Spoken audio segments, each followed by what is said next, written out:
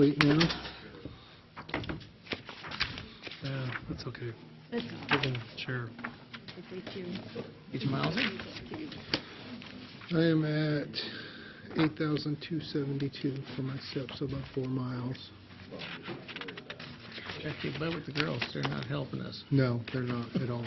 I should have been on your team. Could you miss it? Ready? Yeah. Yes, it was. We call the meeting to order. First item is Pledge of Allegiance. Please say it. I pledge allegiance to the flag of the United States of America and to the republic for which it stands, one nation, under God, indivisible, with liberty and justice for all.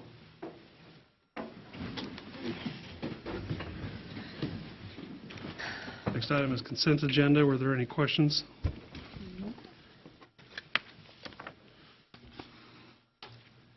None? Is there a motion? Make a motion to approve the consent agenda? I'll second. It's been moved and seconded. If there's any further discussion or comment, all in favor of the motion respond by saying aye. Aye. All opposed, same sign.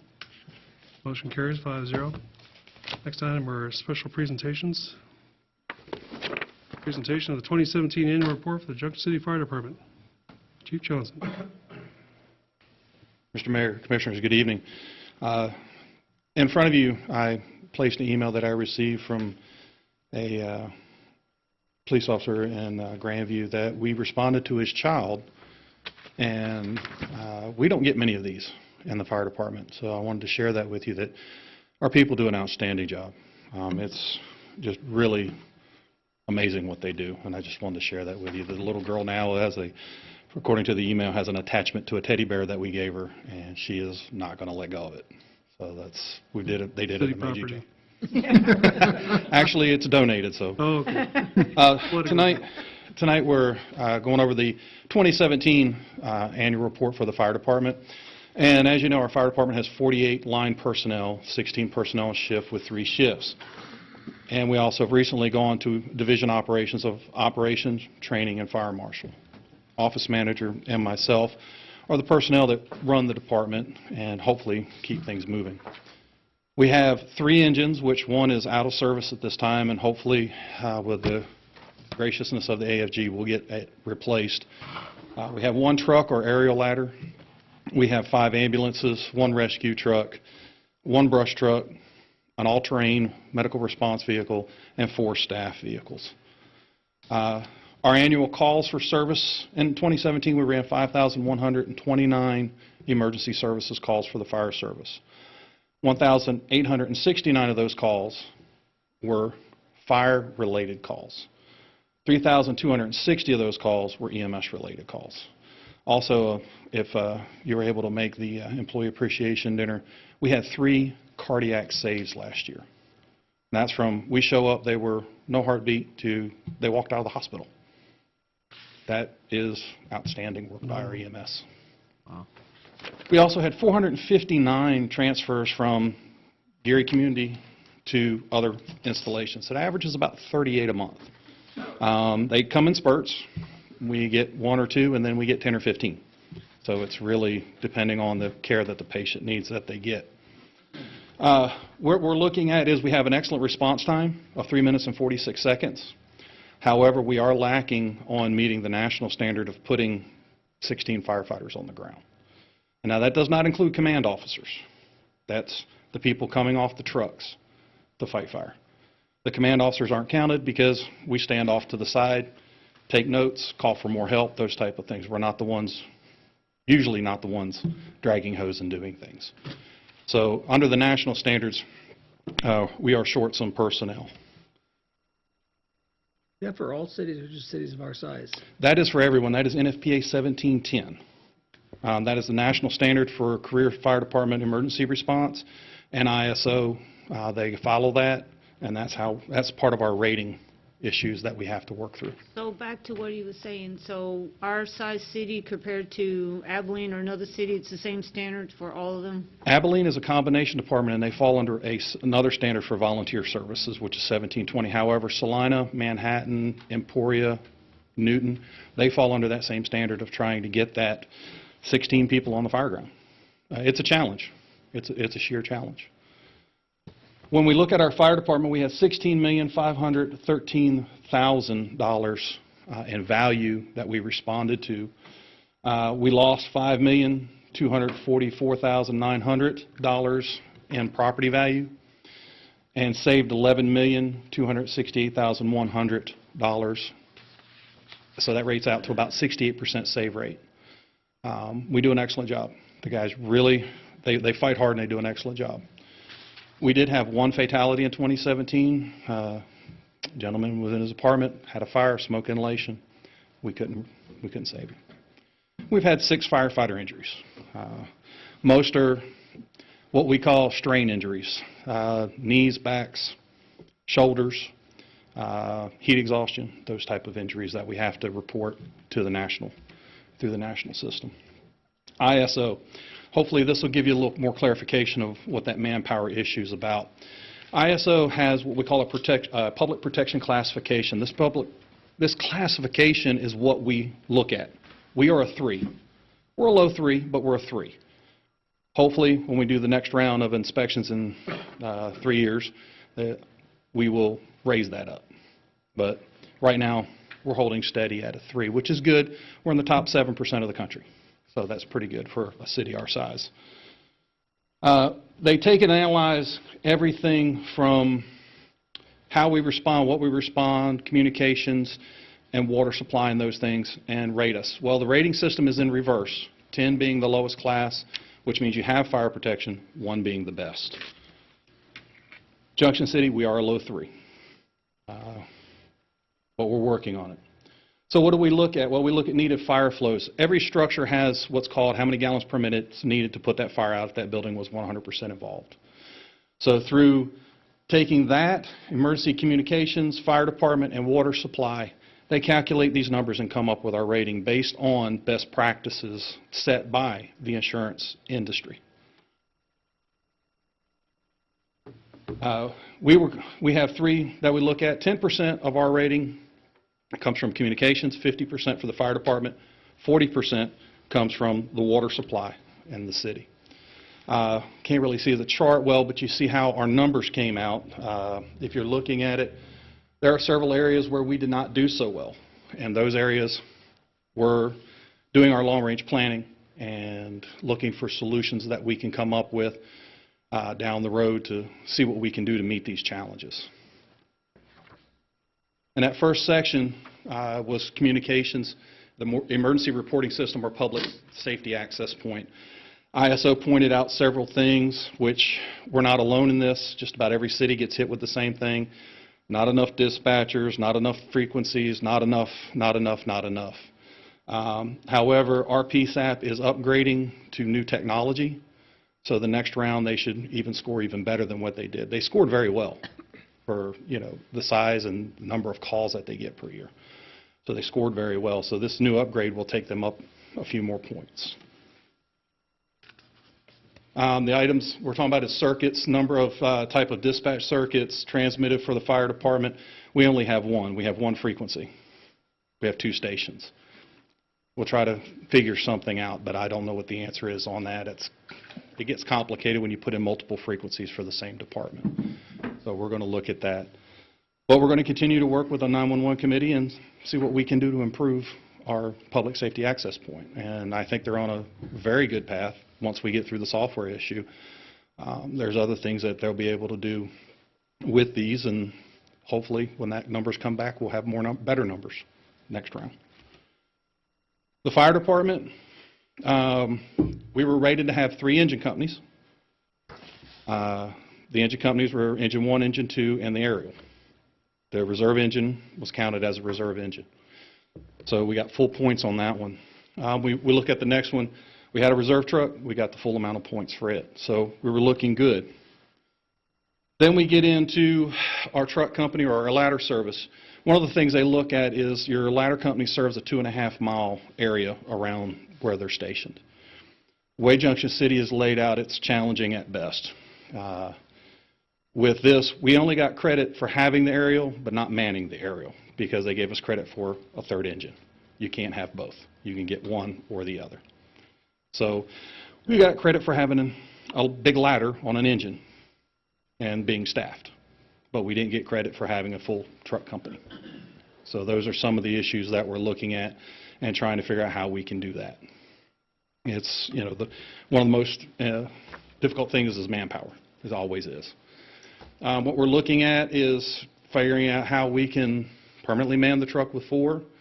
Right now we're staffed with 1 driver and 1 firefighter, and the EMS crew, if we have a structure fire, gets off that ambulance, gets on the truck. Right now we're getting credit for it. I don't know what the standards will be when they come back, but hopefully it'll be the same, and we won't have to worry about it, and we can continue to move forward. Credit for reserve ladder. We got no points because we had neither a service truck or a ladder truck at the time of inspection. However, we recently purchased a rescue truck that counts as a service unit. So again, we're going to pick those points up when they come back. And the thing about ISO is 1/1000th of a point could be the difference between a 3 and a 2. That could put us over the edge. So we try to find every little nook and cranny we can afford to get. With the deployment analysis, this is where the gallons per minute comes in. They look at existing engine companies, they look at ladder companies and how they're deployed. We're deployed out as far as we can go right now. That's what we've got, 2 stations. We've got our trucks, and we're managing it. We're in that element to manage it. We analyze dispatch history, current deployment of companies. They look at the constraints, and this is where NFPA 1710 comes in. They look at that and say, are we meeting that standard? And that's where the rating comes from on this, and determining where or how many aerial companies you'll need. So they take all of this into consideration, and then they look and say, this is what we recommend. Now, again, I emphasize long-term on this because these things are going to take 5, 10, 20 years for us to meet. Depends on how the community develops and how the community changes. There's a lot of factors that fall into this. A 3rd station in the northwest quarter, with the changes in that quarter, is something down the road, 5, 10 years down the road, we may want to look at. We're going to have a lot of growth for that to happen. So how do we balance that? What do we do? Because with what's going on and with the change in demographics, it's going to change how we're rated by the ISO. Then we look at the necessarily deployment to maintain consistency of service, and then we move into apparatus and equipment. All of that has to be looked at. At this point, we have the apparatus, we have the equipment, we just don't have the manpower or the station. We could, but we just don't have it. So it's going to take time for us to build that and do that. Some of the things we can look at down the road, hopefully they'll keep the SAFER grant moving forward. Hopefully the economic condition improves, and if that happens, then we can start looking at those things and start moving that objective forward. We look at company personnel. One of the issues that we have is how many people do you have on duty? Well, we have 16 assigned to a shift, but when people take off, we have sick time, we have injury, it breaks it down. Our average response is 14 personnel. That's because we have 16 assigned, but if 2 guys take vacation and 1 guy has to take a sick day or he's injured, we reduce our manpower. So these things are challenging for us to try to hit and make happen as we go along. So we look at that, we look at how it operates under a minimum staffing policy, which we do have a bargain agreement minimum staffing policy, which helps us. We get down to 13, we make some adaptions, tell people they got to work, and hopefully we can maintain the staffing. The number, depending on the event, one of the things is off-shift firefighters. The department's been using current technology, cell phones, and using cell phones is not recognized by ISO or NFPA. They have to use pagers. These little funny things that you can carry around on your hip. We have to have these active. We do have them. We're working on getting the system back online. So once we do that, hopefully we'll get credit for the callback, or when we have a major event, we can set the tones off, that type of thing. But it has to go through the sole source, which is our dispatch. So dispatch has to set it off. Sending the text out, that's going to a third party because each one of us have a different cell phone carrier. They do not accept that. So these are the things that we're working towards to improve in the fire department. It recognizes 13 on duty. The 1710 says 15 to 16. Officers or command officers like myself and the staff don't count. They want boots on the ground, dragging hose, climbing ladders, busting in doors, pulling people out. That's what they want. Initial full alarm assignment is for a typical 2,000 square foot home, a strip mall, or a standalone restaurant. That's what they gauge. Chief, is there a reason you couldn't have part-time personnel? We're looking into it, but with the, we would have to have some negotiations to do that with the bargaining unit. We would have to sit down and have that talk. However, the biggest issue I've run into in my past with part-time is it's great when you have them, but when you need them, sometimes you just can't get them. And we have folks coming back and working overtime, but again, you can't, we have somebody that's ran 15 calls the day before. He's not really wanting to stay another 24 and probably get hit with another 15. No, I'm fine with that, but I mean, I use that in our profession all the time. Helps fill shifts and things like that as long as they stay current on their training and. It's a conversation we would have to have with the bargaining unit. It helps a lot. Yeah. And I think that's something that's going to have to be discussed. That's one thing would help us out to fill the manpower holes that we have. But it's just something that we're going to have to discuss. The paging system, as I discussed, we have to have a single notification service, not third party through cell phones. Texting, phone calls is not what they're looking for. They want to be able to send it out to everyone at one time and ensure that they get it. So these devices are basically a radio, but you just can't talk on it. So that's what they're looking at. Current staff rotation, with the 2 per shift being off, and then the unknown that we have is sick leave and things. Again, we have to look at different solutions and get creative. Improve shift manpower. We've brought up some numbers to look at down the road to put 3 people on. It's a substantial increase. Manpower is the most expensive thing you'll ever have in an agency. You're looking at around $215 to $220 for 3 people, 1 person per shift.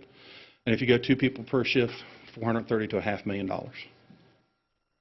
That's what we're looking at it to get us to where we can respond. So these are challenges that we have.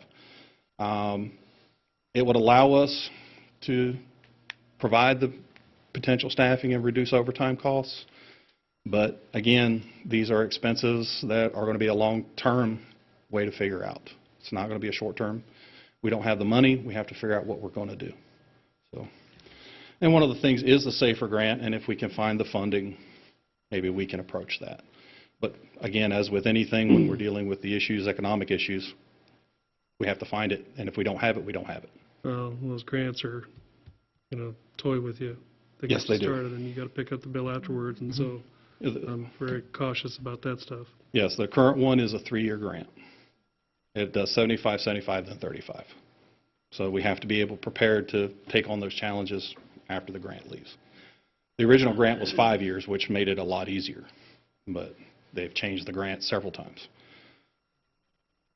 Calculation for training, this was why we brought in a training division. We were missing a lot of our training opportunities to get our numbers where they're supposed to be and train in the areas that we should be training in. So having a training officer, they would be working those avenues and getting that training into the department that's needed. So. Then again, we go down with the hours that are required. To have a person trained to be a new engineer driver is 60 hours. It takes 60 hours of class time, hands-on, and testing. And then to maintain it, it takes 12 to 24 hours a year. And then you go down with the other things like hazardous materials, awareness, operations, and technician. You have recruit training, which is 240 hours, not to mention the EMS training that we have to do, which annually is around another 250 hours. So our training officer stays busy. That's the whole thing, trying to get this coordinated for 52 personnel. We only receive 5 out of 9 points. What we can do better. So again, through examining our process in 2017, we came up with a training division. We've gotten some things established, and we're starting to work those processes and move forward with them.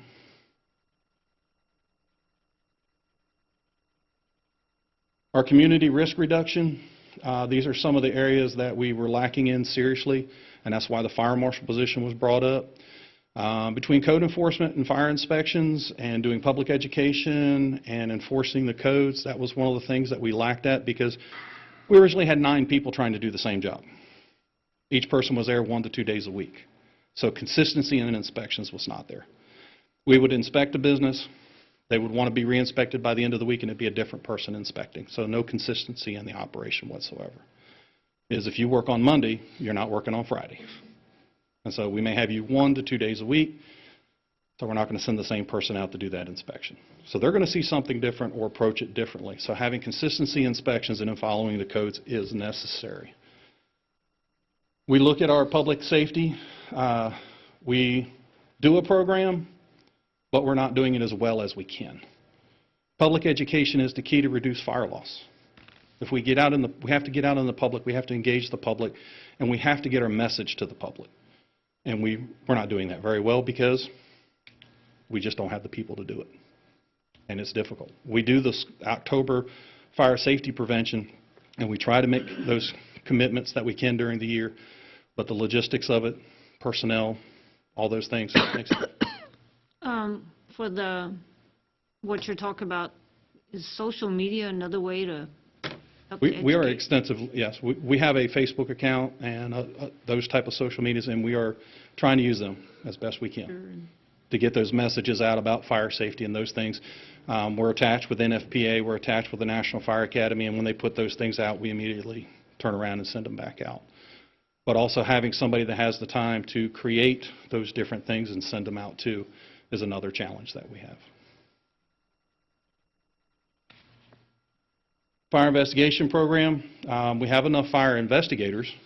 However, our training program and our long-term program for review of programs and records was not substantial. We were doing investigations, we were reporting investigations, we just weren't keeping up with them. In other words, we would go to 1 training, maybe 2 trainings a year instead of training regularly and staying up on the different skill elements. It's just complicated to do when, again, you have 8 different people that do inspection or investigations, and they're on 3 different shifts. So coordinating that is the problem, logistics. Water supply, we did very well in water supply. We got 6.2 out of 7 points total, and with the upgrades in the water system, we'll probably get a 7 next time, because we're improving our system. We are testing our hydrants, we're maintaining our hydrants, we're doing everything that's required. We're even working on a program to bring Job Corps in to test our hydrants, paint them, lube them, fix them. Not fix them, but brush them down, paint the hydrants and that type of thing to make them to where they're in better shape physically on the outside. So, EMS, 82% of what we do for Junction City. Our budget, we had $2,273,067, and we spent $2,207,443. As you can see, our collection rate hovers around the national and state average of 48 to 50%. Our big 4 that we deal with on a regular basis, Medicare, Medicaid, VA, and TRICARE. Trying to get money from federal agencies is difficult at best. It could take 6 months to 9 months to get payments. We turn the billing in, they say they're going to bill, they're going to pay, and we just wait for them to cut the check. That's all we can do. Then we have those with insurances that only contract to pay so much, so we have to write those things off, and that's one of the things that you see, I think, on a quarterly basis is we do ambulance write-offs, and also money we can't collect. So we collect $741,000 and we bill $1.5 million. So, and recent legislation allows us to pick up an extra 2% of Medicare billing, which is nice, but we're only collecting about 35 cents on the dollar. So a $1,000 run, we get $350 for the call. the game that's been played since we've had ambulances.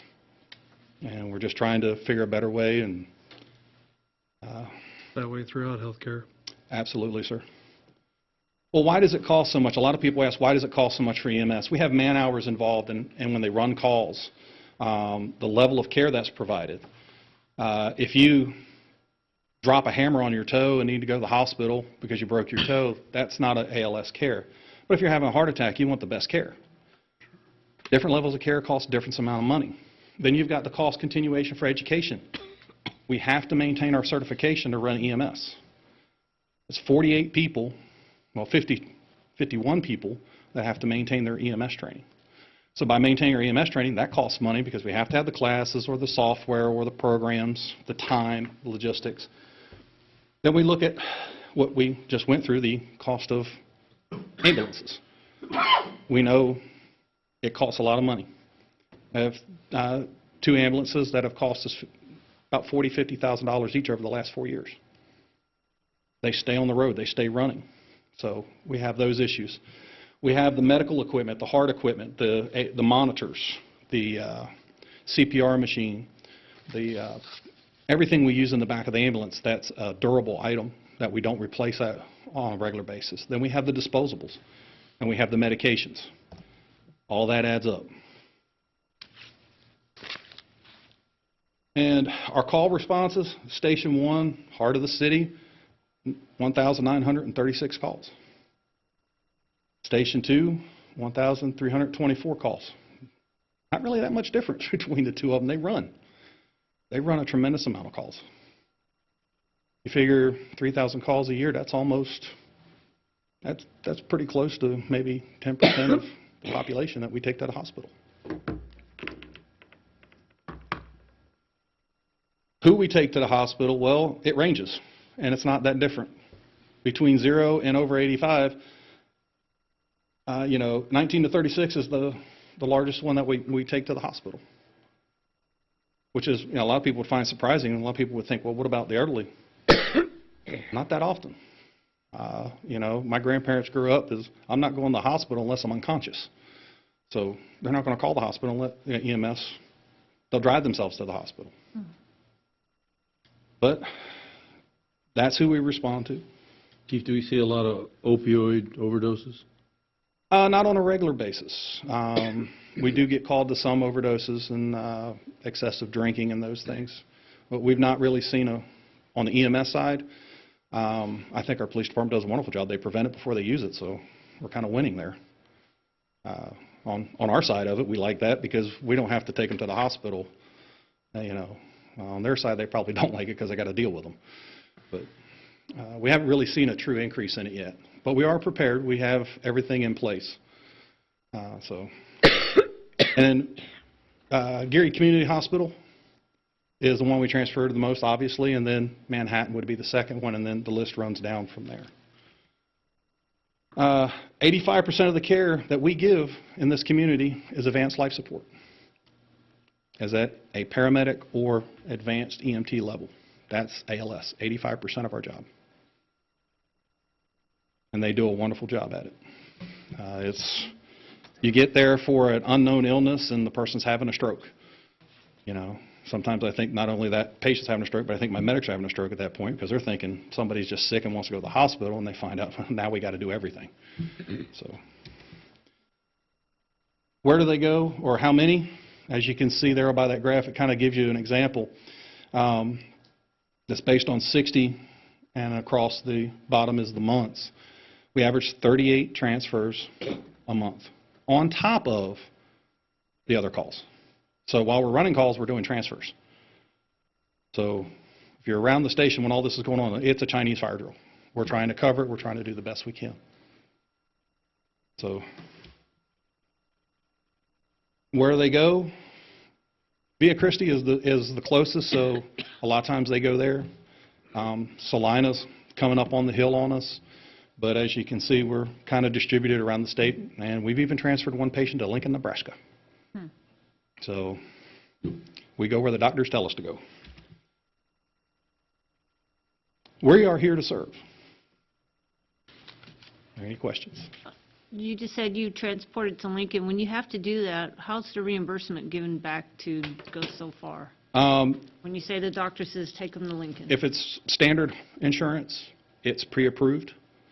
Medicare, Medicaid, we're going to get a set amount. We know what it is, but it is what it is. We have had some that have paid in full before we even take them. We've had families just, here, do you take a credit card? And they pay before we go. We have a air ambulance service that does that. They'll call us. They're landing in Manhattan. They need an ambulance. They pay before the plane hits the ground. So we do have some that pay before. We have some that pay after. Our hardest challenge, though, is, as Mayor Landis said, is the medical system itself. That's our biggest challenge. The cost of care is going up, but we're not collecting what it takes to do the care. Do you find that when you're not collecting, that you're having to turn around and call, whether it's Medicare or TRICARE or somewhere, to say, hey, we filed this and we haven't heard back? We have an excellent billing company in Omni. They take care of it. They handle it. We pay them, and instead of trying to pay one or two people to do that type of billing, what it would cost us to hire one or two people, say, I think the bill is $60,000 a year. We have over 20, 30 people doing that, and they're very good at it.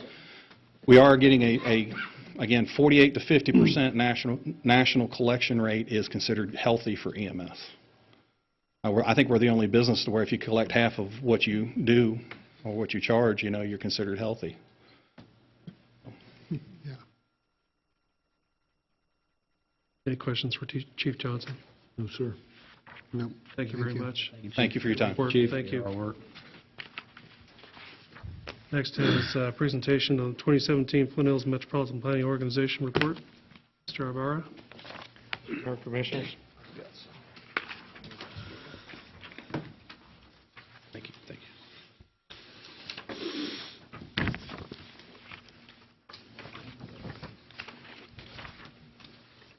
Thank you.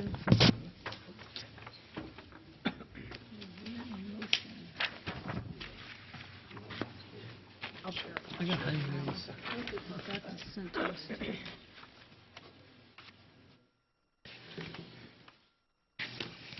Mr. Mayor, Commissioners, I'm here to present the 2017 year-end report for the Flint Hills Metropolitan Planning Organization. They are designated to provide regional transportation planning and programming for the region, and that region consists of the counties of Gary County, Potawatomi County, Riley County, and also the cities of Manhattan, Junction City, City of Ogden, Grandview Plaza, and the southern portion of Fort Riley.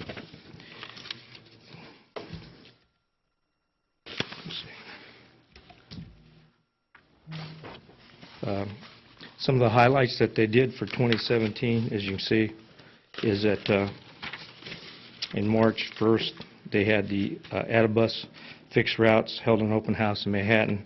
On April 5th, the Ogden City Council adopted a Safe Routes to School program prepared by the Metropolitan Organization. And then on May 2nd, which is the City of Junction City, adopted their first master plan for bicycle routes. And then June 17th was the City of Manhattan had the funds for the new fixed route for the transit system. And then October 20th, the MPO presented to the Kansas Planning Conference. Some of the areas that they served in, like in the bike and ped count that they did, was the 4th annual one. They had 23,918 people that they accounted for. There's 951 total miles of roadway within the MPO. We have 41.9 miles of multi-use trails, 10.1 miles of bike boulevard, and 6.5 miles of bicycle lanes. The 2017 transit riders for Adabus was 227,556 people within the region. The 2016 crash data, there were 8 fatalities and 32 serious injuries within the region. The boundary made an expansion in January 1st, 2018, and that expansion included the city of Wamego and the city of St. George. And as you can see off the map, by doing that, we add 5,490 additional residents, and there's 87 total additional square miles. And in 2016, there were 744,949,490 vehicle miles traveled.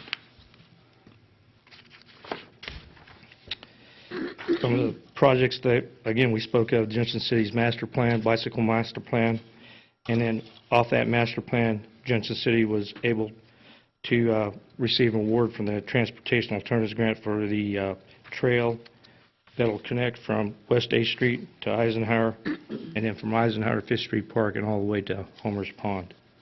Also in that, what they've done is Ogden Safe Route to School Plan, obviously, and then the Juliet and Pierre tactical urbanization that they did in Manhattan with pedestrians and working on the traffic control and trying to accommodate the pedestrians they have, which is about 6,000 pedestrians each week through that area. Next page, if you look, it talks about the funding for the MPO. 80% of that, of the funding for the MPO comes from the Consolidated Planning Grant, and those funds are from the Federal Highways and the Federal Transit Administration. And then 20% of that comes from the cities. As you can see, the local matches, Manhattan, Junction City, Riley County, Gary, and Pottawatomie County. And when you break that down, it's based on the population. Manhattan's portion is 54.4%, Junction City's is 24.3%, Wamego's will be 4.5%, Riley County's is 5.9%, Gary County's is 3.3%, and Wamego's is 7.6% of the funding. So that's where all that comes from. And if you look down at the bar down there on the 2017 funding breakdown, the funding that they've received from the CBG was $302,668, and most of that, as you can see, $169,103, that is for their salaries, audit, and any kind of consultation they have. $23,000 for the multimodal integration project. That is Junction City's master bike plan for $23,000. And then you see that they paid for some bike and ped counters for $31,200. That was in conjunction with Lawrence's MPO and Topeka's MPO, and those counters will be passed between us. And they've used that several times. They've used it this year in Junction City when they did the bike and ped count. And then you can see that the transit, the 5307 was for the transit, and that funding for $22,190 was for the Manhattan fixed routes and the marketing. But off of that, the fixed routes and the marketing, Junction City will piggyback off that as part of that marketing for the Adabus, and then also for some of the new signs for the fixed routes and that type of thing. So, and with that, if you have any questions, I'd be more than happy to answer. Any questions? I have nothing. Thank you very much. Okay. Thank you, Ray. Thank you. Next item is appointment to the Cecil Aska to the 8th Judicial District Corrections Advisory Board. Mr. Mayor and Commissioners, since we're the only city of the first class in this judicial district, we appoint 3 people to the Corrections Advisory Board. Jim Sands has been serving for a few years, no longer desires to, and we've identified Cecil Aska. Cecil has had a lot of court background, and he's very happy to take this, and he'll have a 3-year term.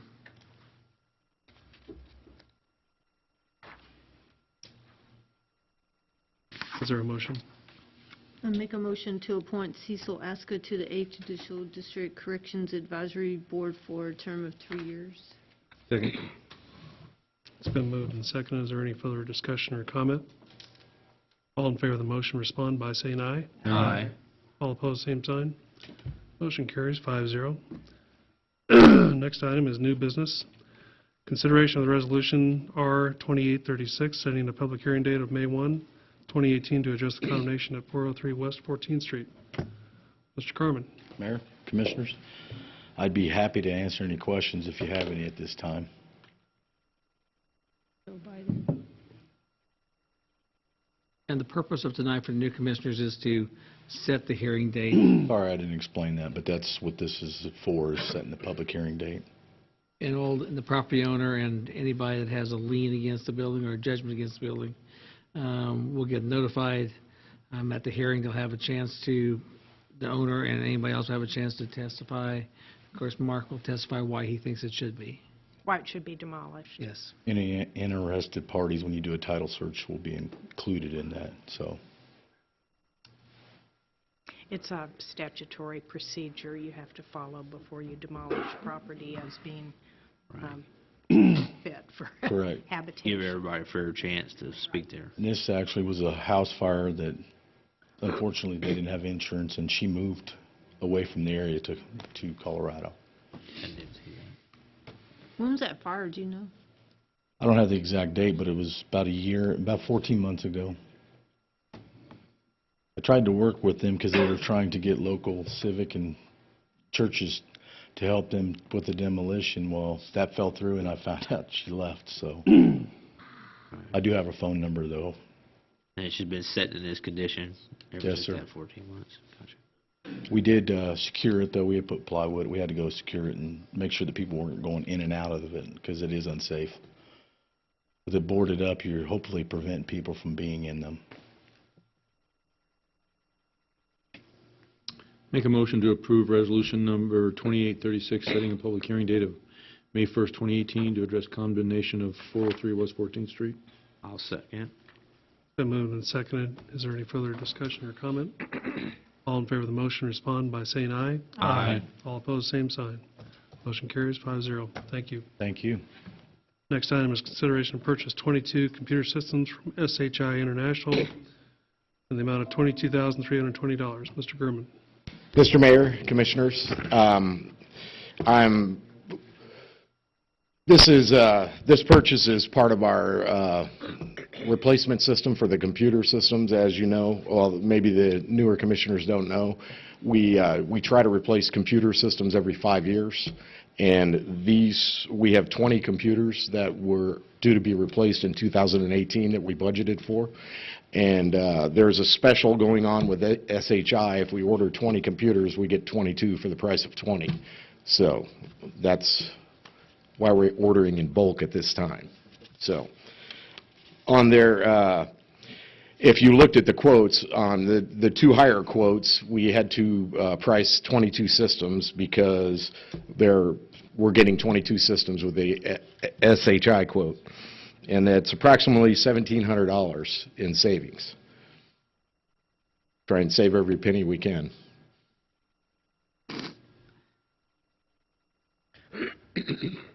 I'd be happy to answer any questions. Are they coming with that 3-year warranty, Jim, or? Yes, ma'am. Okay. And then the final 2 years before we rotate them out, we try and keep them going. So you already have homes for the additional two? Yes, sir. Well, we last year we did the same thing. They had a similar purchase available, and we actually last year it was a little different. You ordered 10 and got one free. And last year we had 30 that were replaced, so we actually got 3 additional computers last year. And what we've done is we've sped up the replacement of some of them that are 4 years old. We've gone ahead and taken the new computers and put those in the rotation. How many computers are there throughout your network? As it stands right now, 263. But we're in the process of upgrading all the police laptops to the Toughbooks for the new WatchGuard system. So right now there are 3 of them that are included in that, and we have 12 more to go. And then we have 4 more surfaces for the Sheriff's Department to go. So we'll be about 275, 280 computers by the time we finish. You just rotating them out. Yeah, and what we keep track of the date that we purchase them so that we know that next year I'll run a report and it'll say, okay, all these computers are going to be 5 years old in 2019, and as part of the budget process, we try and include those numbers in. Jim, what do you do with all of the old ones that get replaced? Do you? It depends. It depends. A lot of them we use for parts. The ones we're getting now are about this big. They're smaller than your Surfaces. They're microcomputers.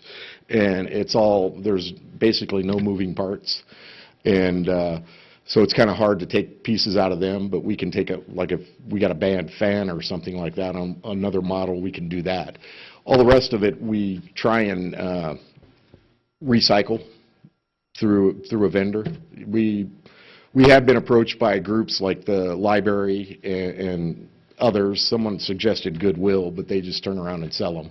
So, if a civic organization or somebody comes to us and requests it, we bring it before you and say, hey, we want to give 5 computers that are obsolete, that have been pulled out of the rotation, to the Boy Scouts, for example. What about 12th Street Community Center? The 12th Street Community Center for the lab, they actually have computers in there.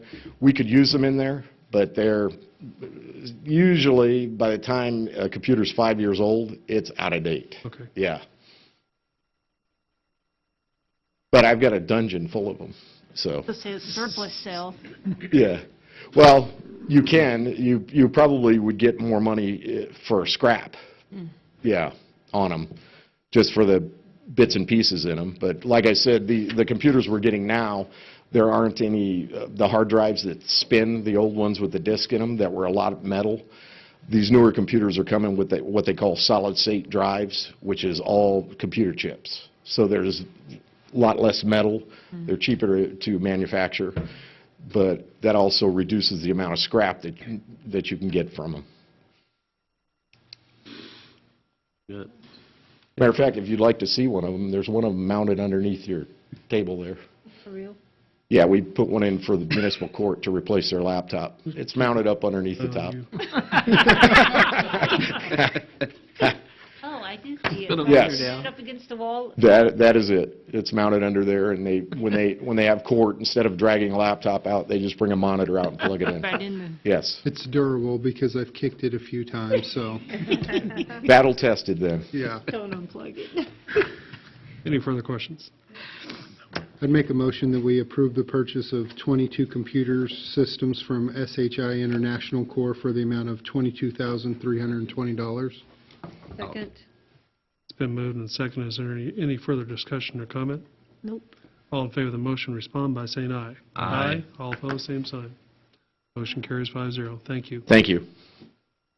Next item is consideration to lease 42 Quitec gas carts. We'll replace the 42 electric golf carts from Geary, Nebraska, for 5 years, annual payments of $27,342.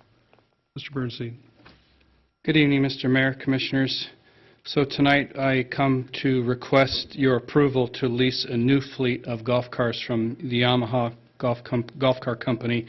A brief history, we're in year 5 of a 5-year lease with our electric golf carts from Yamaha. So they have lead-acid batteries and they have reached their lifespan. They now require a tremendous amount of labor to keep them running, and they've begun to need battery replacements and additional labor. Our thought is that with a new gas cart fleet, and our preventative maintenance program that's already in place, the need for labor would be reduced, while we would be able to provide a very efficient yet quiet gas car for our clients. The cost for fuel on this very efficient fleet would almost be a wash with what we pay for electricity for recharging the existing fleet. The lease payment is made in a 6-month, 6-off program, which is exactly what we're doing now. We would not be required to make a payment until May. And again, we are currently making this same payment program. The difference in price is because of the upgrade in the year model. And actually, the $27,342 is actually an average over the 5 years. In the first year, the payment would be exactly what we're making now. They're willing to work with us, understanding that we have a budgeted number. So the first year would be about just under $22,000. And then in the subsequent years, the cost would be $28,800, excuse me, in the subsequent years.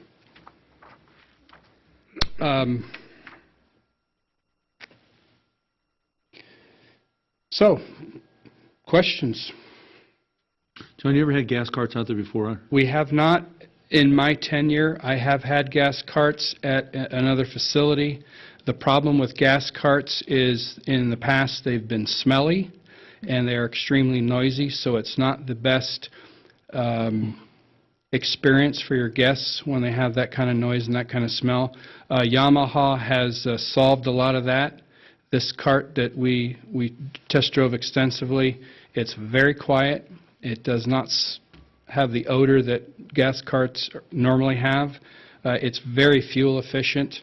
We figure that we're going to be able to go somewhere in the neighborhood of 7 to 8 rounds, complete rounds, before we have to refuel. Do you have a gas reservoir out there for that, or? Yes, we do. It's in the maintenance area. Okay. How much gas does one of those carts hold? Just over 7 gallons, 7.2 or something. Stupid question, but do you have any problem with, like, heat? We will not have a problem with Like, heat with the gas cart. Or no? We have had problems with heat with the electric. Yeah, with the storage of the electric, and it's something that I have never experienced with any fleet that I've managed, but we had a tremendous buildup of corrosion on our battery terminals. And in fact, I think Mayor Landis remembers seeing me one day running back in from the farthest spot out on the golf course because we had a breakdown, and that was our old fleet, the fleet that I inherited, that we made last an extra year or two. But we have had some problems with our existing fleet with heat and condensation, And or yeah. corrosion buildup, yeah. Well, I worry about like a lawnmower. I always end up touching something that's gotten hot because of No, this new fleet, the Quiet Tech, it's foam insulated, and the foam is approximately 2 or 3 inches in thickness, completely around the engine. It's a new engine on the market. Yamaha is regarded as having the premier engine in the kart industry. So, When those electric carts go down run out of charge at the furthest, how do you get them back to the cart shed? we have to push them in with another cart, assuming that there's Opposed just personnel putting to do more that. gas in them, right? Yeah, If you have exactly. these. Question for you. The maintenance, you guys take care of the maintenance on the Correct. new, even on the new ones, so. Yes. But if you had some catastrophic problem or issue, then. There's a the- warranty. I mean, it's at least, you know. There is so- warranty, even with the lead-acid battery fleet that we currently have. We've been able to handle everything in-house. Okay. And I don't foresee any reason why we wouldn't be able to continue in-house. Again, the combination of the fine mechanic that we have, Mr. Dunlap, and the preventative maintenance program that's in place, I don't foresee any reason to go outside of our staff to take care of any issues. Well, the golf carts are a significant revenue source for the golf Yes, course as well. and Mayor Landis, thank you for bringing that up. You were on the commission 5 years ago when I was here, and maybe Jim Gurman and I can get together and offset having to come see you every 5 years for equipment. But 5 years ago, I made the analogy that if your banker came to you on January 1st and asked you for $27,000, and then on December 31st of the same year, your banker handed you $65,000, you probably would do it. That's a pretty darn good return on your investment. And that is basically what we have with our cart fleet. We make an annual payment that's split into 6 payments, and our revenues for carts have averaged, in my 7 years there, approximately $65,000. Good. Pretty good. What's a 18-hole rental cost for a cart? Right now, it's a $15 per rider for 18 holes, Per rider? per rider. That'd be $30 So a day. $30 for the entire cart. Now, you had said that this year the price would be the same, but then subsequent years it would go up. Correct. On the proposal, it shows the schedule for 5 years. Is that payment staying the same? I think, I don't know exactly what you have, but in the in the program here, that's cost average, but I actually have a hard copy of the contractual agreement that I will pass on for signature to city manager after the meeting, if approved. But the breakdown is $36.54 per payment, May through October of 2018, and then May through October in the 4 remaining years, it's $4,800 each So payment. it's been updated from this initial letter. Yeah. The totals is still the same over the 5-year period. Yes. What is the date of that letter? January 12th, January 12th. Okay. and it has 45.57 For each For payment. per And then payment. for 5 years. 5 years. I think the change came because they were made aware that our budget for 2018 would not be able to accommodate that payment. That comes So I think they're working with us to help us remain within our budget. out to that number. 45.57 is? Yep. So we'll be paying $22,000 this year. 22, Then, okay. And then 28 the following. and then Equal us to the rest of 28.8. them. So basically, we're talking the same amount of total dollars for 60 months. It's just that the first year, they're willing to do it. Work for with us a bit 40 and stay what within we had our budgeted, the 4,200. our budget number, exactly, yeah. 42 times 6, and then offset, okay. John, is the number 42 consistent with how much space we have? It is, and it's also consistent with the needs of tournaments. We have one tournament a year where we require more than that, but we have enough member participation that where people have their own, that it helps offset our needs. And these are basic carts. No GPS, no Very basic. air conditioning, nothing. No, Umbrella. no air conditioning, no AM, FM, Sirius XM radio. Just so everybody knows, these are basic Yeah, golf carts. yeah. They will have a Need to do is overhead canopy to protect golfers from the sun. They will have a windshield. The windshield is now, instead of a plexi, they're a carbon, so they don't shatter. It will fold down. It'll have a sweater basket that comes standard. It'll have a sand and seed bottle on one side. We're only getting one, but no cooler, no ball washer, no club washer. Yeah, very basic. It will have a USB plug-in port for your cell phone if you want to use for GPS. Gotta Pretty have fancy right there. That's just what you need. that. But Absolutely. all of them Battery are out. now 30%. pretty much coming standard with that Just feature. plug it in. Very well. Any further questions? Nope. I'd I'll make make a a, motion, ahead. make a motion to approve the lease of 42 Quickie Tech gas carts or replace the 42 electric golf carts from Masick Yamaha during Nebraska for 5 years with annual payments in the amount of $27,342. I'll second it.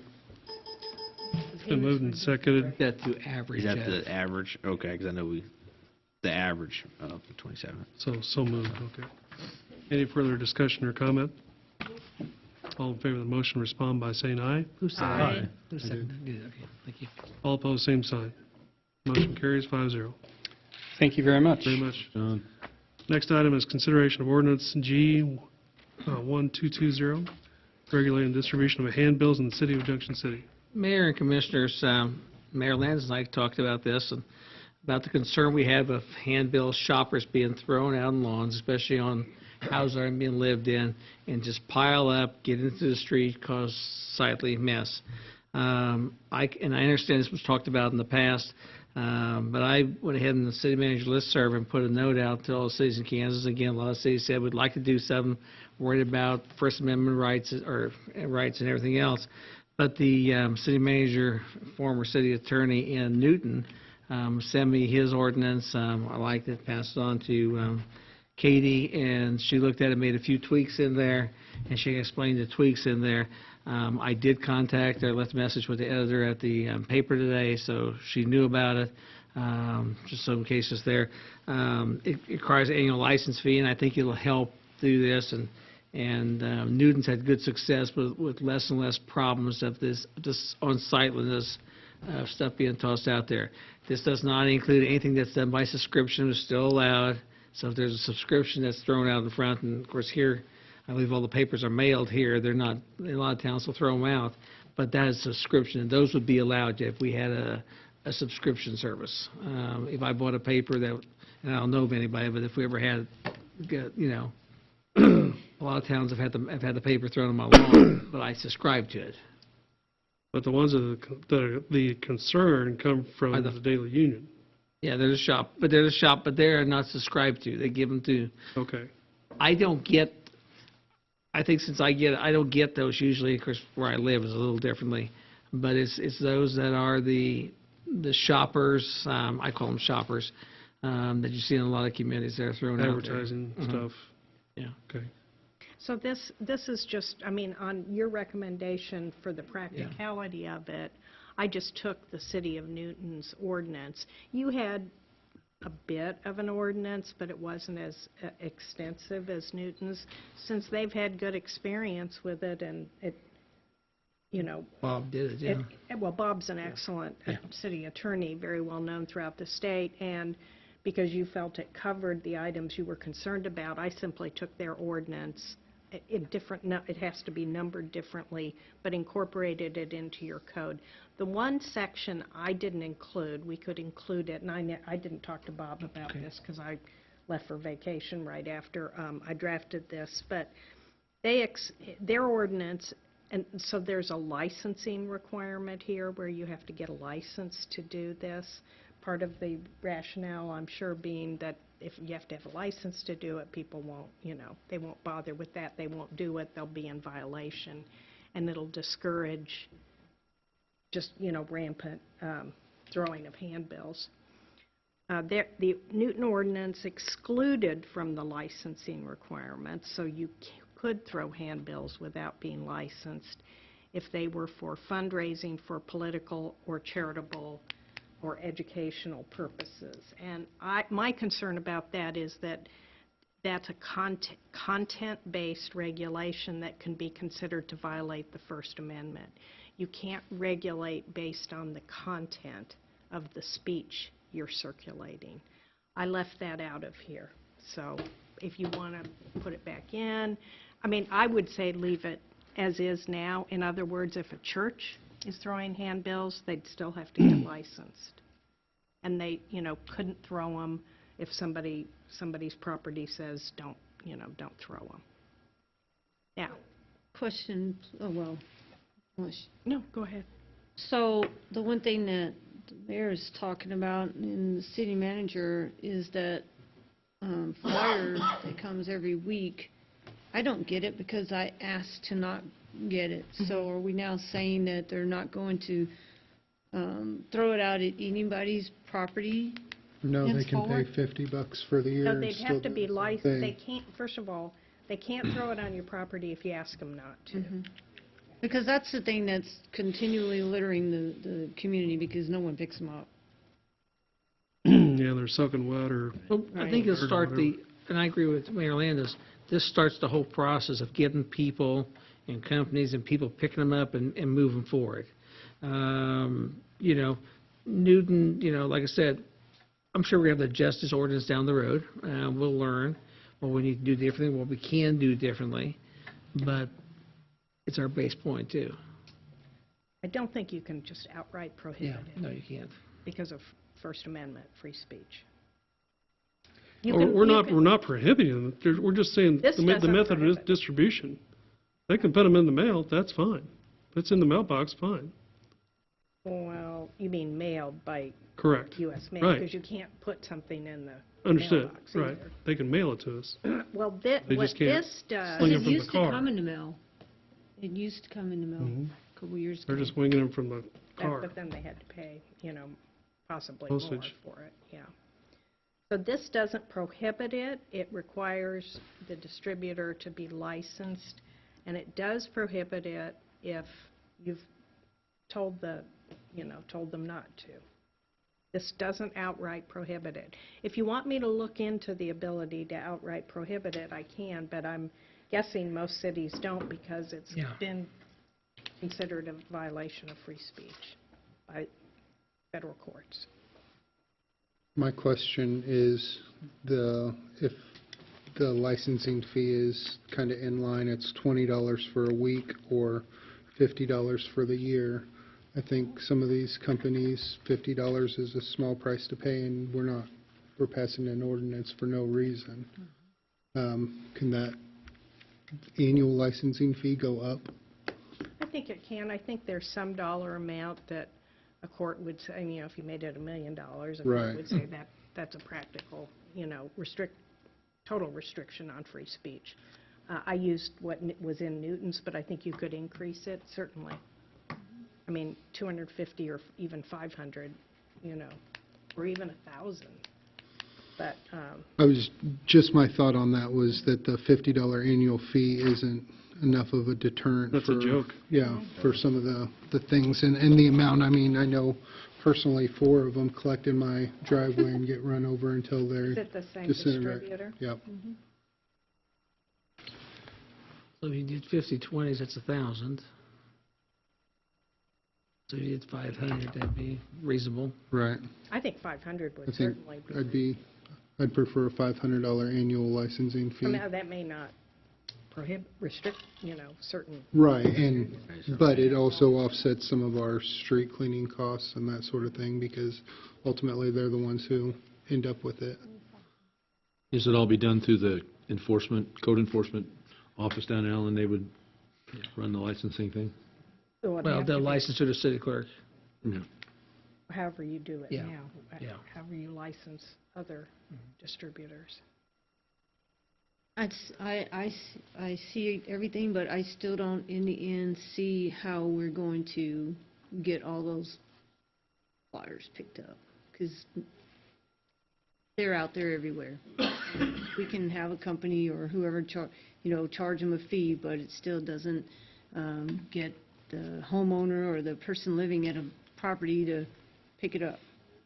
Because they really are everywhere. If you go walk in the communities, they Right live. now, you have to, because we had this issue about 3-4 years ago, and I don't know, Pat, you probably remember that, but the issue was then that they had to be told, if you kept getting them in your driveway, you'd have to send them a letter. And then after that, if they threw it in there again, then the city attorney could file a municipal a littering court violation. a littering violation. Yeah. That's correct. Well, But they had to be notified that they couldn't do that. Right. This preempts that notification. You'd still have to be notified. You'd still have to notify if you don't want it. I mean, in some manner, you'd have to notify them you didn't want it. Okay, correct. Right. But it's deterring them by forcing them to be licensed. Because there are some houses that are empty that continually get it pitched in their yard and no one lives there. That doesn't make sense to me. Yeah. Again, I didn't, Right. I picked up Newton's because, You know, you and everybody's wanted it. I concerned, didn't and everybody is so independently concerned about research the First Amendment, you can't ban them. And I think, there's I don't think that's a Right. doable thing. I understand that's the want and hopes, Mhm. but this is a start. That's what it was, start. So you can just call a newspaper, or do you have to have it in writing, or what? I called. Let's see what this, You know, and I don't know what some papers do. Like, I don't get the flyers. I don't know if it's because where I live, or is it because I'm a subscriber to the paper? I'm a subscriber to the You paper. get flyers, Unless okay. I ask them to, please Okay. don't, I don't want it. And again, where my street is, you get very seldom. well, the way this ordinance reads, the way the Newton ordinance reads is, it's unlawful to distribute it, which it's posted, no solicitation, no handbills, words of a similar nature, throw, scatter, place, or otherwise distribute handbills in a manner as to cause them to be scattered on public streets, And these are in driveways, I assume, or No, yards? They're in a Yards. yard. The problem is A lot of them roll back into a the good street. Kansas wind Or went the through wind the does, street. right. It ends Yeah. up in the street. Okay. Well, I mean, I suppose you could, this would, I think you could argue that this creates litter or public nuisance if they're just Without having throwing them without knowing Exactly. whether somebody lives what I was there, talking that about. sort of thing. I mean, we'd have to talk to Bob about, Okay. and also And we can't. Britain about We just want to get something out enforcement. here to look at. Yeah, and, this can be tweaked. You don't have to pass it tonight, but this is an example of one city which we're told at least works for them. Yeah, I'd personally like to see that annual license be moved up to $500, and then the penalty in here is listed at not exceeding $500. Can that be adjusted? Yeah, it can be So- adjusted. I'd want to talk to Britain about what Okay. the penalty should be. And yeah, I don't know if that $1,000 makes it a different threshold that Britain can't handle, so if it's something along those So you lines. want to table this for the next meeting? That's all on the Yeah. table. Okay, the only thing I'm asking though too, this kind of would, like we talked about, that an owner of the property can notify them, but if a police officer comes down, drives down the street and there's a bunch of those bills laying in the street, based on 600-275, one, to throw, scatter, place, or others restraining handbills in such a manner as to That'd cause be them. litter. It would be allow those officers proactively, good luck with this, chief, but to take some action, at least to notify, hey, whoever the vendor was that throwing them out, that, hey, you guys need to come up and take care of this. Yeah, the person. And we couldn't do that person before. The person who violates it is the thrower, Right. not the property owner. This, you may have separate ordinances that cover how they, maintain their property. Keep letting all it pile up might be a separate violation of some sort. But this ordinance is intended to penalize the entities or people who create the problem in the first place. So why don't we'll take all those into consideration. I'll talk to Bob. Take a little more. Is that your idea? Sure. Tweak it a little more. Thank you. Next item is executive session, 10:15. attorney-client privilege. I make that motion? Is there a motion for that? Yeah. I move that the commissioner recess for an executive session for Let's go 10. 10 minutes at 8:10 PM to seek legal advice on a collection matter. The justification for the executive session is to protect the attorney-client privilege and is provided by KSA 75-4319B2. The open meeting is to resume in this room at 8:20. Second. All in favor of the motion, respond by saying aye. Aye.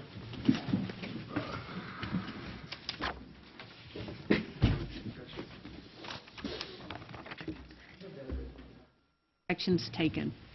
I'll second. It's been moved and seconded. All in favor of the motion, respond by saying aye. Aye. Aye. All opposed, same sign. Commissioner comments? Mr. Underhill?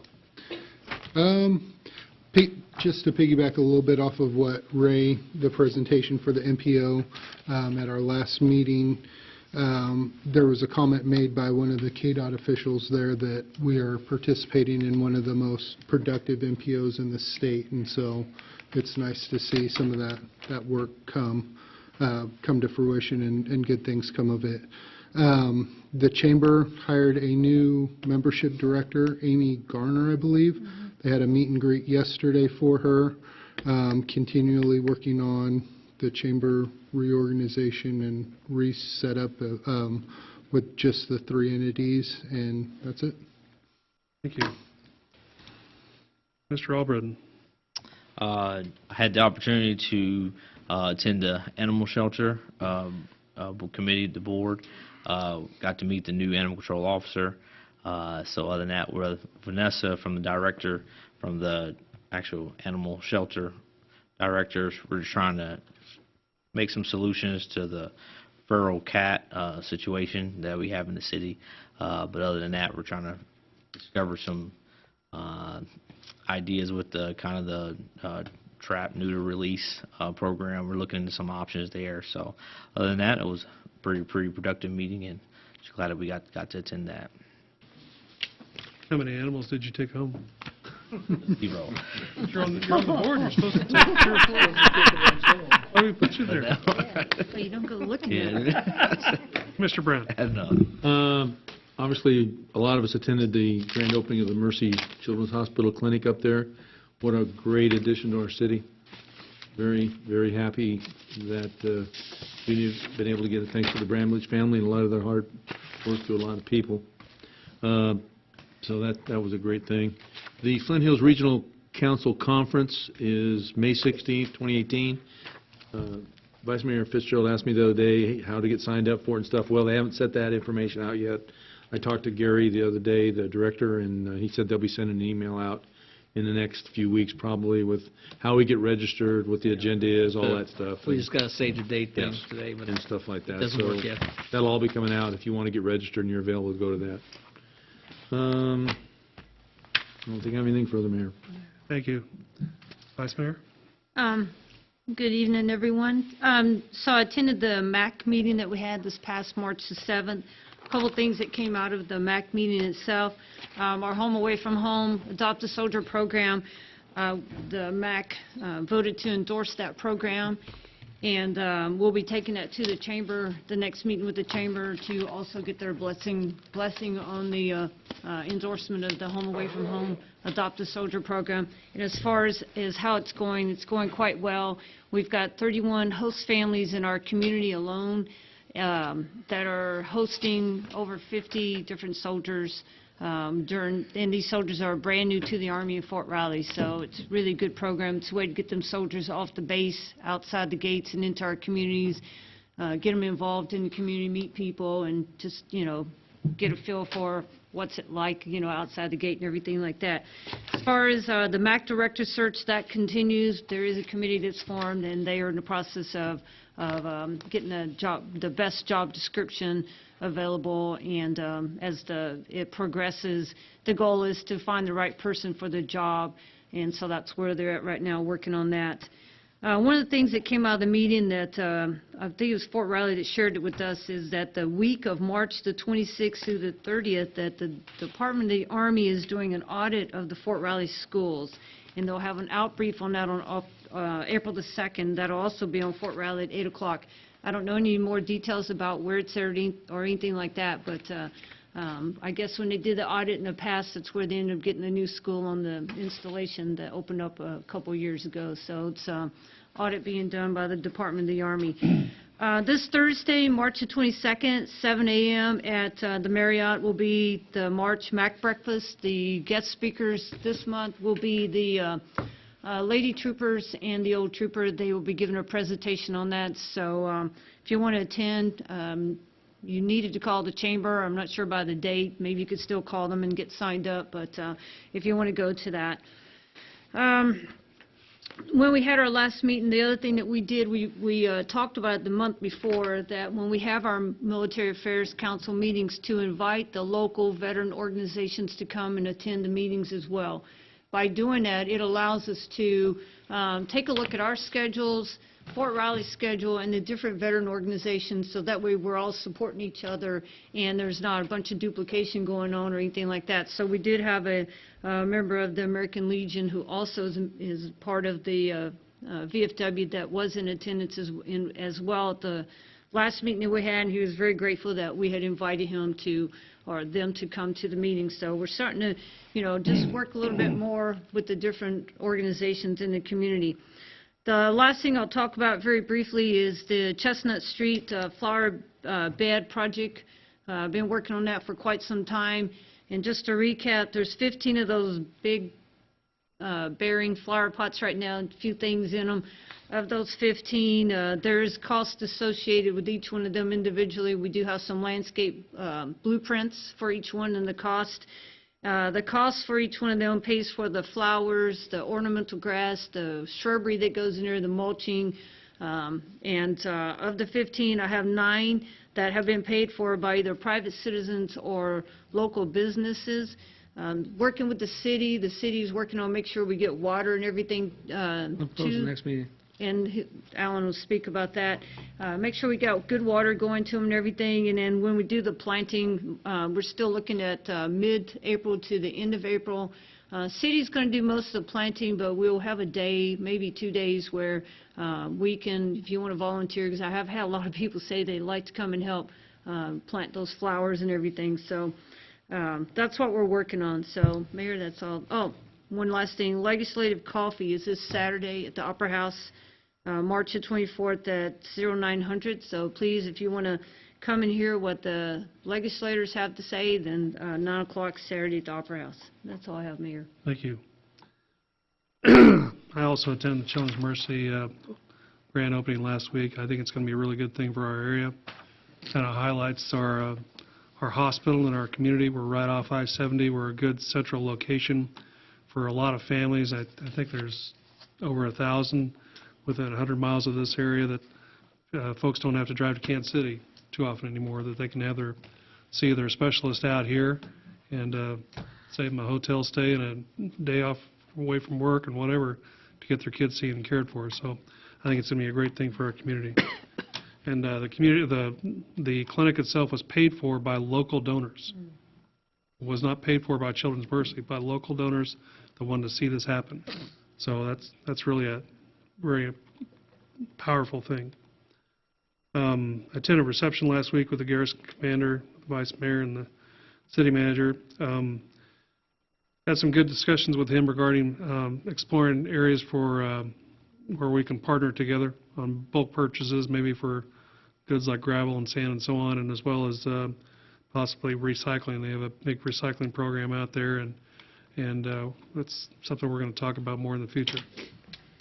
Next Monday is our joint city-county school district meeting, 5 o'clock at the Opera House. We're going to be talking about proposals for roads around the projected site where the school will be. So that's what's coming up. And mental health. She's going to talk about mental health. Well, Commissioner Bennett. Yours or? Yeah, yours. Oh, okay. We'll have some help there that Yeah, night. I need a lot. And that's all I have. City manager.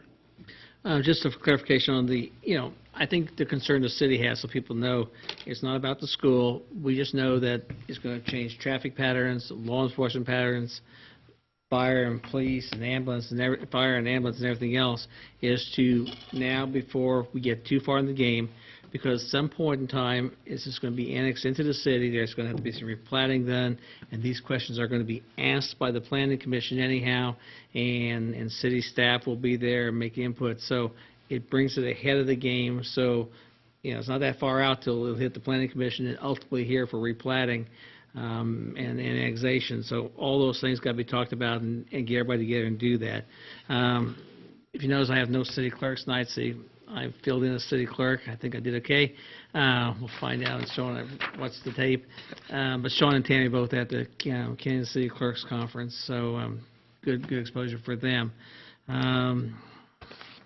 We had update meetings today on the water plant and the wastewater plant.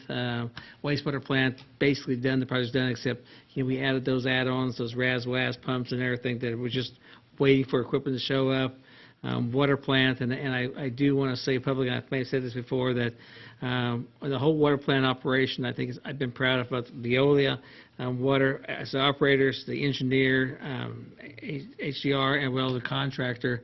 A lot of bad things could have happened when switching water around and through the process of having flows, and it could have affected all of us in this city, and it didn't happen. I mean, Carrie and I sit there and go, we think of the list of things that could have happened, and we might have come close, but nothing ever happened. We always had water flowing, and it's been good partnership, and Carrie's been a leader then, and I appreciate that. That's all I have. Thank you. Mr. Mayor. Ms. Logan? I don't have anything. Chief Breesy? Chief Johnson? Mr. Ibarra?